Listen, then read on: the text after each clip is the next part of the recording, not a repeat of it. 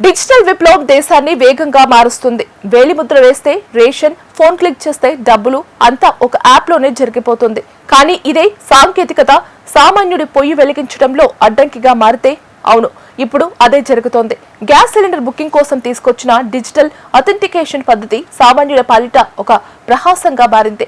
దీనిపై బాంబే హైకోర్టు చేసిన కీలక వ్యాఖ్యలు ఇప్పుడు దేశవ్యాప్తంగా చర్చకు దారితీస్తున్నాయి. అసలు ఈ డిజిటల్ నిబంధనల వల్ల వినియోగదారులు పడుతున్న ఇబ్బందులు ఏంటి? కోర్టు ఆదేశాల తర్వాత కేంద్రం ఎలాంటి నిర్ణయం తీసుకోబోతోంది? గ్యాస్ సిలిండర్ కావాలంటే గతంలో ఒక ఫోన్ కాల్ చేస్తే సరిపోయేది, కానీ ఇప్పుడు పరిస్థితి మారింది. ఈ కేవైసీ పేరుతో ప్రభుత్వం బయోమెట్రిక్ విధానాన్ని తప్పనిసరి చేసింది. ప్రతి వినియోగదారుడు గ్యాస్ ఏజెన్సీకి వెళ్లి తమ వేలి ముద్రలను నమోదు చేసుకోవాలి. అయితే క్షేత్రస్థాయిలో ఇది తీవ్ర సమస్యలకు దారితీస్తోంది.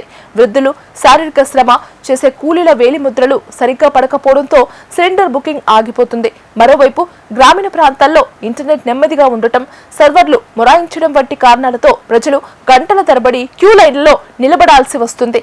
ఈ సమస్యపై బాంబే హైకోర్టులో ఒక ప్రజా ప్రయోజన వ్యాజ్యం దాఖలైంది. దీనిపై విచారణ జరిపిన ధర్మాసనం కేంద్రం తీర్పుపై సీరియస్ అయింది. కేవలం డిజిటల్ పద్ధతిలోనే బుకింగ్ జరగాలని ఎందుకు పట్టుబడుతున్నారు? అందరికీ సాంకేతిక పరిజ్ఞానం ఉండదు కదా అని కోర్టు ప్రశ్నించింది. కేవలం డిజిటల్ అథెంటికేషన్ కాలేదన్న కారణంతో ఎవరికి గ్యాస్ సరఫరా నిలిపివేయకూడదని స్పష్టం చేసింది. డిజిటల్ రాని వారు లేదా సాంకేతికత సమస్యలు ఎదుర్కొనే వారి కోసం ఆఫ్లైన్ బుకింగ్ విధానాన్ని కూడా ఎందుకు అందుబాటులో ఉంచకూడదని కేంద్రాన్ని అడిగింది. నిజానికి ఈ డిజిటల్ భద్రత అనేది నకిలీ కనెక్షన్లను అడ్డుకోవడానికి తెచ్చిన పద్ధతి అయినా అది సామాన్యుడికి శాపంగా మారకూడదన్నది న్యాయస్థానం అభిప్రాయం.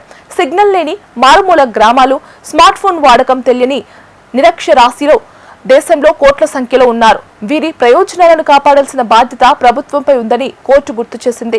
వచ్చే విచారణ నాటికి ఆఫ్లైన్ విధానంపై క్లారిటీ ఇవ్వాలని కేంద్ర పెట్రోలియం శాఖకు ఆదేశాలు జారీ చేసింది.